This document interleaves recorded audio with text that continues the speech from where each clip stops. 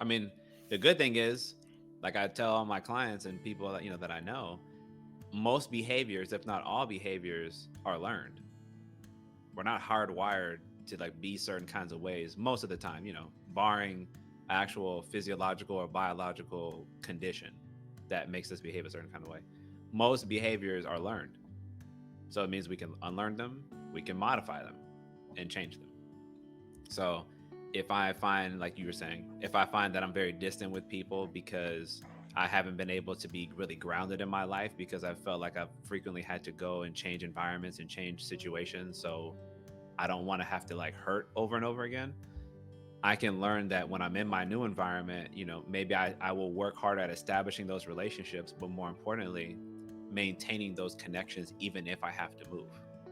So it doesn't have to feel like I'm sacrificing those relationships every time I physically leave like a region or a part of the world.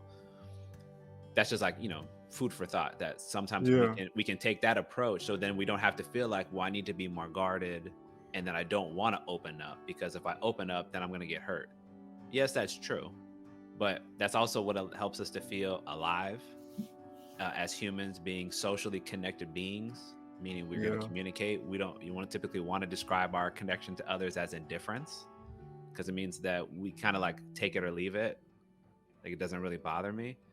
And I think most people, we want to feel that deeper connection with some people. I'm not saying with everybody, Yeah. but with like your real friends or family, what have you. So it makes sense where it could stem from, is my point. And the beautiful part about what you're saying is some of this insight and what you're learning about yourself is because of the benefit of going to therapy. Yeah. So again, I'm always a huge proponent of that. Especially starting younger.